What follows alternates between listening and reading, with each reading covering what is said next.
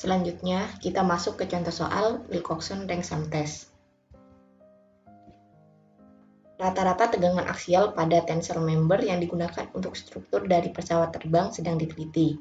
Nah, dalam hal ini, dua alloys yang sedang dilakukan investigasi, dan alloy pertama merupakan tradisional material, sedangkan alloy 2 merupakan aluminium lithium alloy yang jauh lebih ringan daripada material biasanya. Lalu dilakukan penelitian terhadap 10 spesimen dari setiap jenis paduan dan kita uji tegangan aksialnya.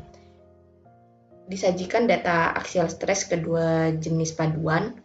Nah, dengan menggunakan taraf signifikansi 5%, dilakukan pengujian untuk menguji hipotesis bahwa min dari dua distribusi tegangan adalah identik. Dan berikut adalah data dari ke-10 spesimen untuk masing-masing alloy-nya.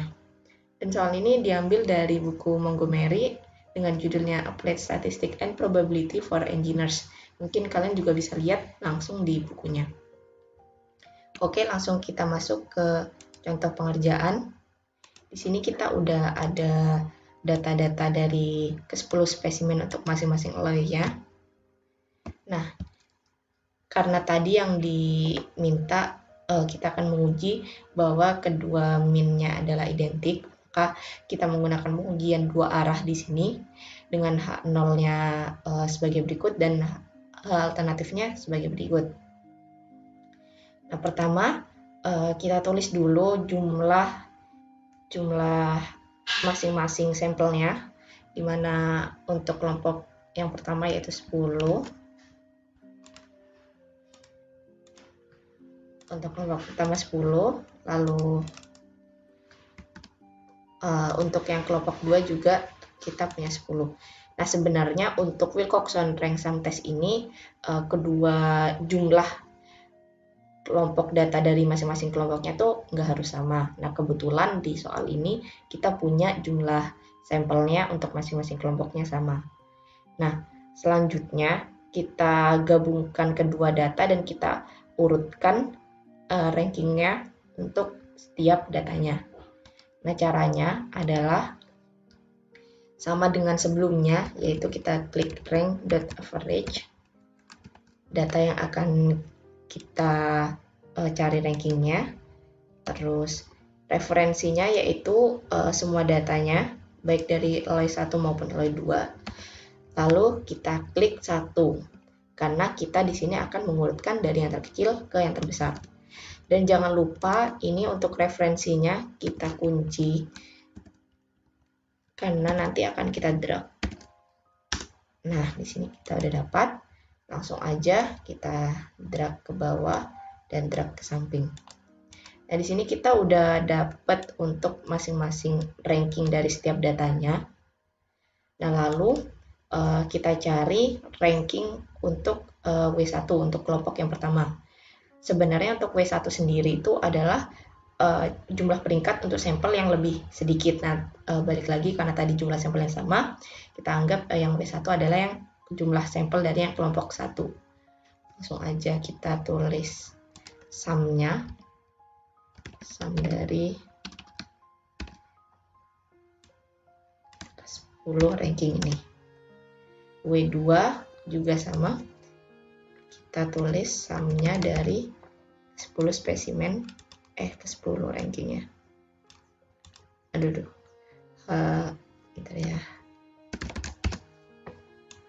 Nah, selanjutnya karena ini datanya lebih dari 8 ya, seperti yang di video kita udah jelaskan kalau lebih dari 8 biasanya kita gunakan uji statistik Z. Nah, caranya adalah yang pertama kita cari nilai min-nya dulu dengan rumus sebagai berikut. Maka langsung aja N1-nya ini kita kalikan dengan N1 tambah N2 tambah 1. Kita kurung semua dulu. Dibagi 2.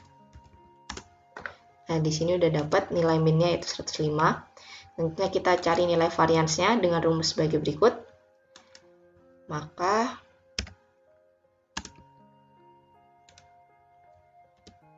N1 kita kalikan dengan N2, lalu kita kalikan N1 tambah N2 tambah 1 per 12.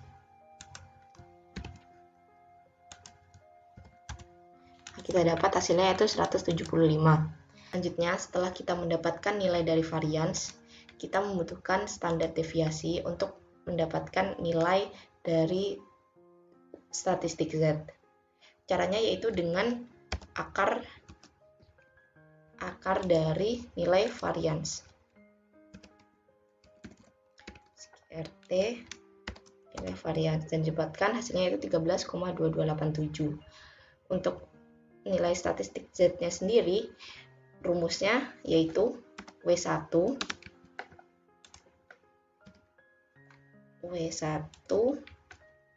dikurangi nilai min, kita kurung dulu, bagi nilai standar deviasi.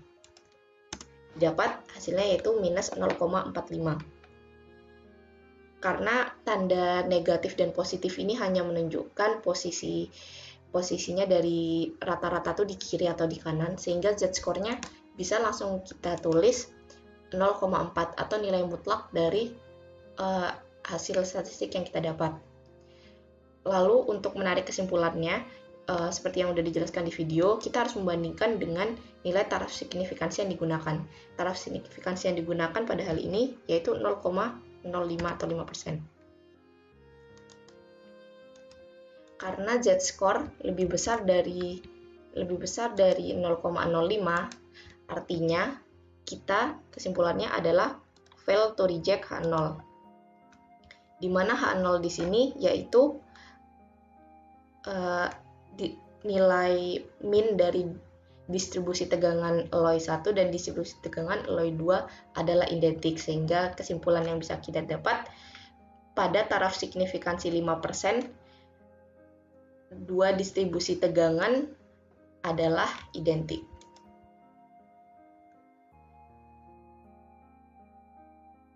Selain menggunakan Excel, kita juga bisa menggunakan Minitab untuk mencari atau menyelesaikan kasus sebelumnya. Kita tulis dulu data-datanya yaitu Alloy 1 dan Alloy 2. Lalu kita lakukan uji statistik non-parametrik untuk dua sampel independen. Nah, di sini kita klik yang Mann-Whitney. Seperti dijelaskan di video, nama lain dari Wilcoxon rank sum test ini adalah Mann-Whitney juga. Jadi Mann-Whitney ini juga sama untuk menguji dua kelompok sampel yang independen. Kita klik, langsung kita tulis first sampelnya di sini yaitu kelompok yang pertama, dan second sampelnya itu kelompok yang kedua dengan confidence levelnya adalah 95, karena tadi kita menggunakan taraf signifikansi 5%. Dan alternatifnya, karena tadi kita akan menguji sama keidentikan dari kedua kelompok, dan hal alternatifnya adalah kedua kelompok tidak identik, maka kita menggunakan hal alternatif yaitu not equal. Kita klik OK. Nah, di sini udah didapat hasilnya. Dan di sini langsung aja kita lihat nilai p-value-nya. Oh ya, sebelumnya kita juga dapat nilai w-value-nya yaitu 99. Ini juga sama dengan yang kita dapat sebelumnya, 99 menggunakan Excel. Dan kita lihat nilai p-value-nya. Di sini nilai p-value adalah 0,678. Seperti kita ketahui, untuk menarik kesimpulan dari hasil p-value ini, kita akan membandingkan nilai p-value dengan taraf signifikansi yang kita gunakan. Di sini kita menggunakan taraf signifikansinya yaitu 5% atau 0,05. Sehingga nilai p-value lebih dari taraf signifikansi 5%. Artinya kita fail to reject H0. Dan kesimpulan ini sama juga dengan kesimpulan pada Excel yang kita dapat sebelumnya, sehingga kesimpulannya adalah pada taraf signifikansi 5%, min dari dua distribusi tegangan adalah identik. Kita lanjut ke soal berikutnya. Soal selanjutnya yaitu soal nomor 5 tentang Kurzweil-Wallis test. Berikut ini merupakan hasil eksperimen untuk membandingkan 4 teknik pencampuran pada tensile strength semen padat. Jadi ada 4 teknik pencampuran, yaitu teknik 1, 2, 3, dan 4. Dan ada 4 kali observasi dalam satu tekniknya. Misalnya dalam teknik 1, observasi pertama menghasilkan tensile strength 3129, observasi kedua 3000, yang ketiga 2865, observasi ketiga keempat 2890, dan seterusnya. Berdasarkan data di atas, apakah teknik pencampuran memiliki efek terhadap tensile strength? Gunakan alpha 0,05. Untuk menemukan solusinya, yang pertama kita menentukan hipotesisnya terlebih dahulu. Untuk H0-nya yaitu mu1 sama dengan mu2 sama dengan mu3 sama dengan mu4. Artinya tidak ada perbedaan signifikan antara teknik 1, 2, 3, dan 4. Sedangkan alternatifnya yaitu setidaknya ada satu grup data yang berbeda signifikan. Misalnya grup 1 dengan grup 2, atau grup 1 dengan grup 3, grup 1 sama grup 4, ataupun grup-grup lainnya. Kemudian pertama-tama kita akan mencari rankingnya terlebih dahulu. Kita urutkan dari data terkecil hingga data terbesar. Ini terdapat sebanyak 16 data ya. Jadi kita urutkan dari data ranking 1 sampai ranking 16. Pertama kita pindahkan dulu ke sini. Ya, aku ada buat template-nya. Ini.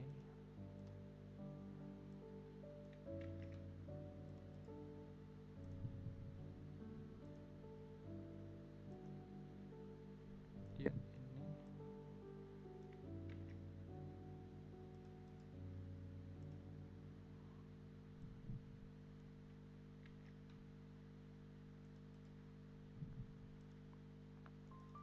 Sudah kita buat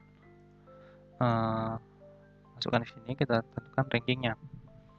Itu sama dengan rank yang average-nya ya teman-teman. Rank average untuk data ini, referensinya seluruh data, dan dikunci. Untuk ordernya kita pilih yang ascending dari bawah ke atas, kemudian kita 2 kali dapatkan ini. Setelah itu kita pindahkan ini ke template yang ini untuk menentukan ranking masing-masingnya ya. Sini lagi.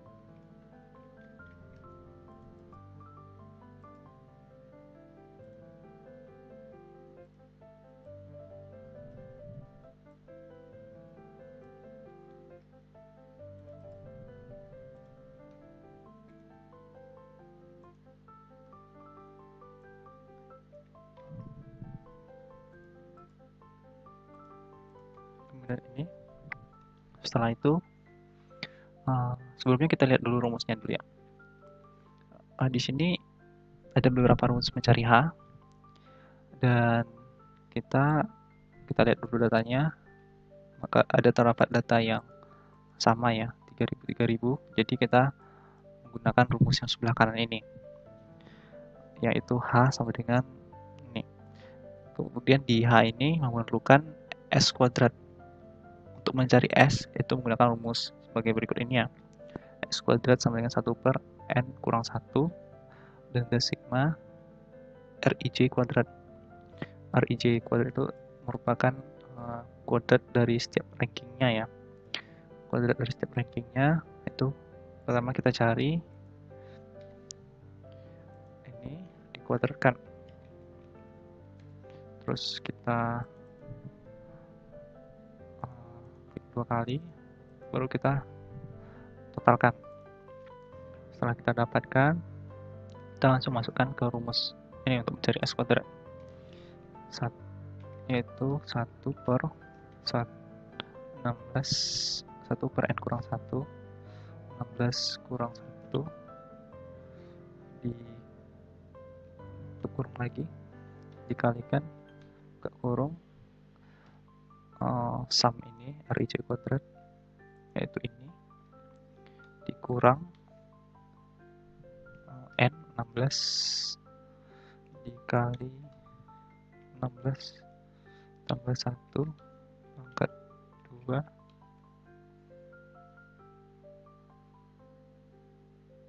kurung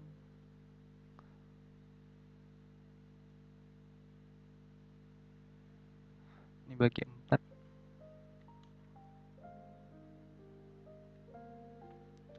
Satu, kita mencari nilai H-nya. H-nya itu 1 per S kuadrat, sudah dapat S kuadratnya. Terus RI dibagi NI. RI itu adalah ranking setiap faktornya. Sigma jadi jumlahnya ya. Jadi kita jumlahkan dulu ranking setiap faktornya. Sum.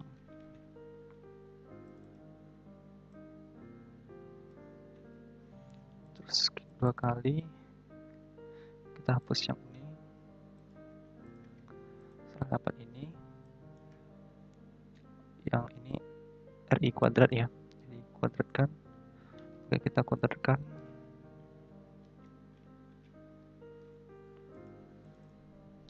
Kita hapus lagi.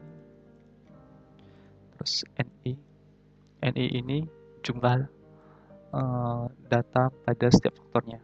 Jadi yang ini kebetulan jumlah data setiap faktornya sama, yaitu 4, yaitu 4 kali observasi. Kadang-kadang ada yang berbeda juga ya. Jadi jumlahnya itu 4 kali observasi maksudnya.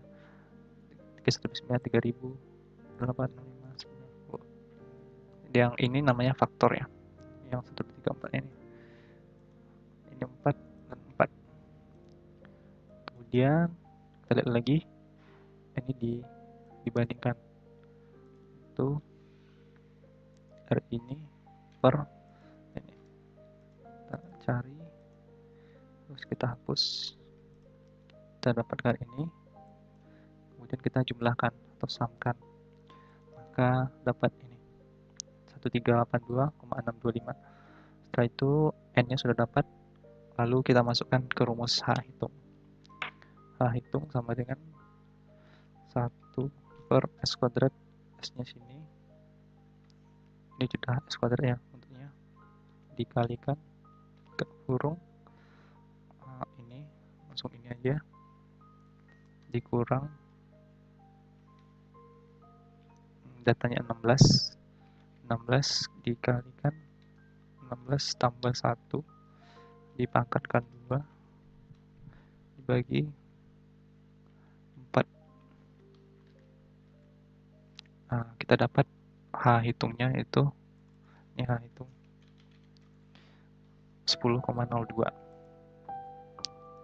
Kemudian untuk mengambil kesimpulan, kita membandingkan H hitung dengan H tabelnya. H tabelnya kita menggunakan tabel chi-square kuadrat.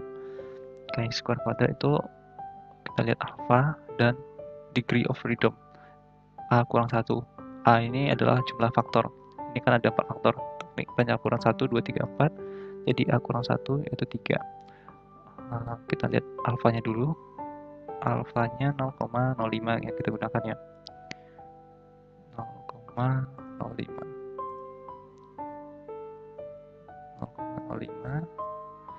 Degree of freedomnya A kurang 1, 4 kurang 1 yaitu 3.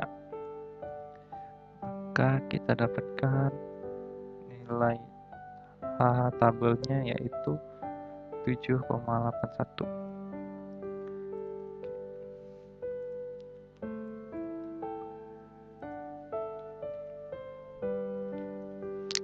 Kemudian kita bandingkan H hitung dengan H tabel.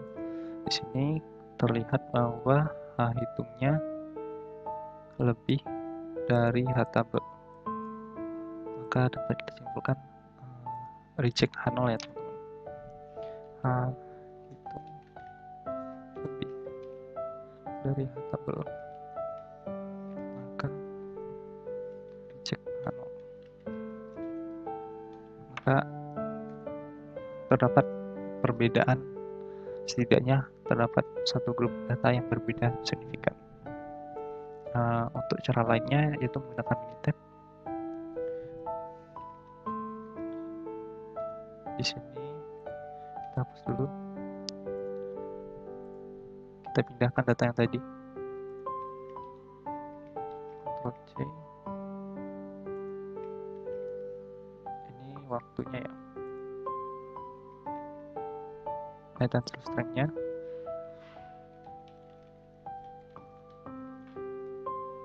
Ini faktornya.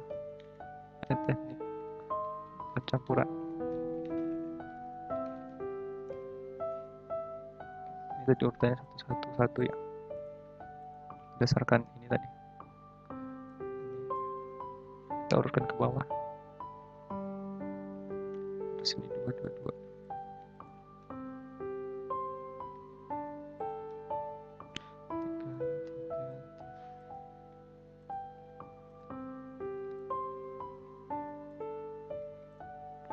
Setelah itu kita langsung masukkan mencarinya, yaitu gunakan stat non parametrik cross calvalis.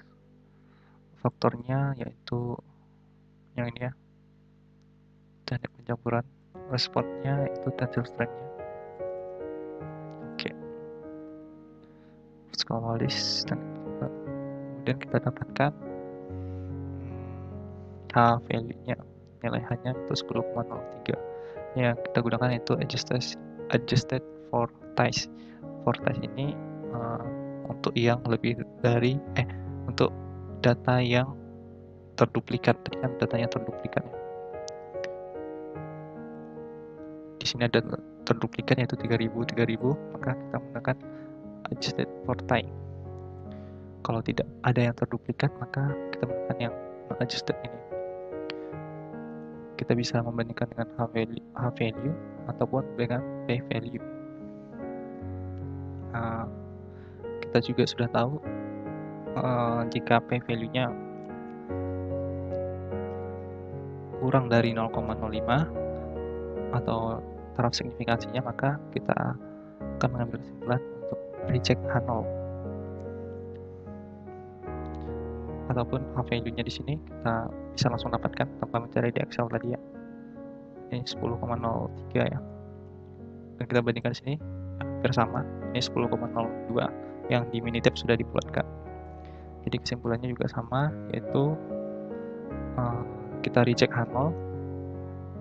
Artinya setidaknya ada satu grup data yang berbeda signifikan. Oke, sekian untuk latihan Statistics pada modul 3 non-parametric testing. Selamat belajar teman-teman. Terima kasih.